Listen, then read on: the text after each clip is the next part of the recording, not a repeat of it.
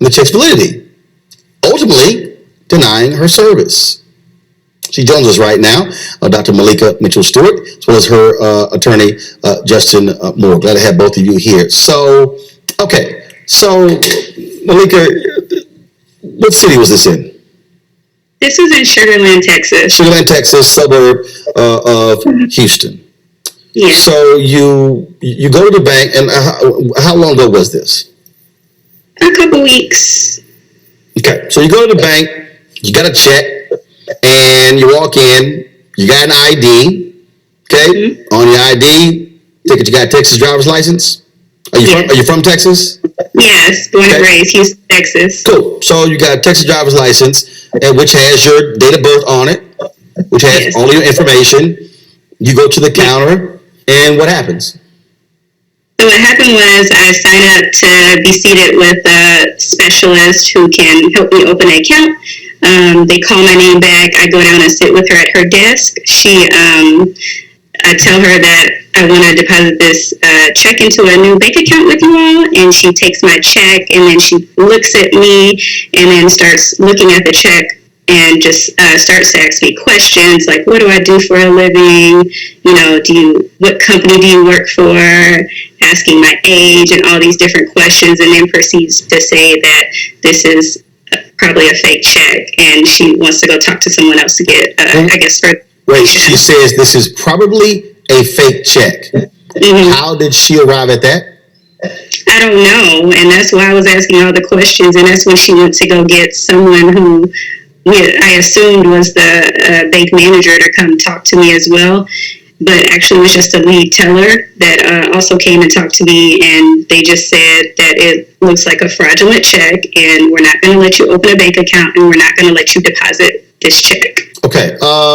Now, first of all, were both of these folks white? What were they? Mm-hmm. So one was white and one was Indian. Okay. Now, first of all, last time I even looked at a physical check, been a long time. I don't even write checks anymore. But checks have routing numbers on them. Mm-hmm. Check, you had the name of the company. If they actually questioned the check, they could have actually called the company and says, hi, I'm so-and-so. Dr. Stewart says she works with you. We just want to verify employment. They could have actually done that, but they didn't do any of that. They did none of that. They just said, I feel uncomfortable, and we're not going any further. All right. Did the bank manager ever come over? No. She wasn't even there that day. Okay. Was there an assistant bank manager? No. I was under the assumption that she was the bank manager. Okay. So, all right. So so when did they start asking you all these other questions, your age and other things like that? So during the process, when I was trying to explain myself and just tell them like, hey, this is my check, I work at this new clinic that's opened in Houston now. This is my sign-on bonus. I can show you documentation of the correspondence between me and my office. Whatever information you need, I showed them a business card. I was just trying to give them all the information they needed. I thought they would need to just believe me and believe the validity of the check. So I tried my best to give them as much information, but they still just kept saying, we feel uncomfortable and we're not going to deposit the check or open a bank account for you. So here's a statement the bank sent. Pull it up, please. We take this matter very seriously and are investigating the situation. We have reached out to Dr. Mitchell-Stewart to better understand what happened and apologize for her experience. Justin, have y'all heard from them? We've heard from their attorneys, and it's been a direct response from the lawsuit being filed. And, with them responding to the lawsuit, they have expressed some regret as to what happened. But we have to realize that Dr. Mitchell-Stewart filed a complaint at the bank a week after this incident occurred. So the incident occurred December 18th of 2021. She filed a complaint December 27th of 2021. She waited almost 30 days and she hasn't heard anything from the bank until this case started to go viral on social media. And after the case, began to go viral, that's when the bank started to send out overtures about some sort of apology. So we believe if there was an apology, which the bank has profusely apologized to multiple media outlets in response to media requests, we believe that, those apologies are only coming from the fact that this story has gotten a lot of attention. And, they basically shirked their responsibility to respond to the complaint that she filed, and they lost out on their opportunity to apologize then throughout that complaint process.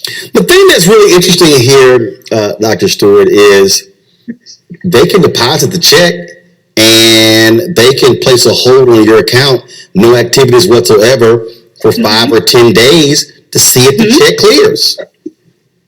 That's exactly my sentiment. I tried to ask them, is there a way that you can deposit the check, hold the funds? I won't touch any of the money. I won't use a card. You can keep the debit card that you give me if you want to. Regardless, they're mailed out to you, so I wouldn't have had it for a few days anyway. But I wouldn't have touched the funds until they were fully verified, and they weren't hearing that either. This is, Justin, Chase has had a lot of issues before when it comes to black folks. They've had employees file racial discrimination lawsuits against them.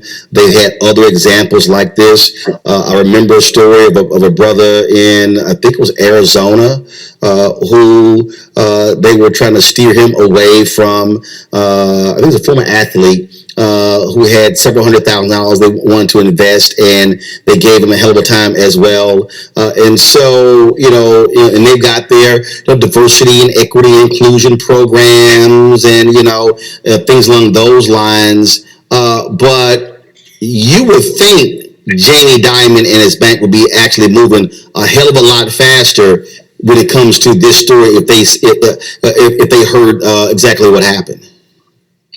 I mean, you would presume that, but I think Chase's legacy of, racism goes far beyond what's happened in our contemporary times. His bank has financed slavery, and I think that's a story that gets lost in translation. I mean, through their, Black Pathways program and things of that nature, I think a lot of folks seem to think that Chase is an equitable company, but we know that they have a long legacy of racism.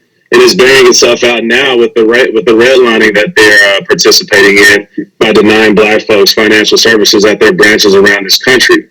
So there is a pattern and practice that not only exists today, but it's existed for centuries now. So I'm not shocked at all that Chase hasn't come to the table with an apology that has some level of contrition to it and has some type of substantial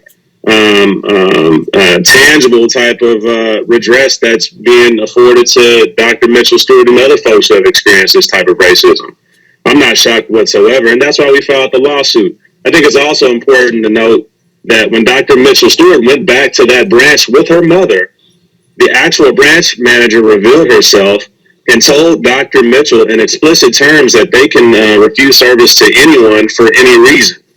And we know that's, legally untrue. But the fact that the branch manager said that shows that there might be a pervasive issue of racism that's actually percolating within the rungs of Chase's retail banks.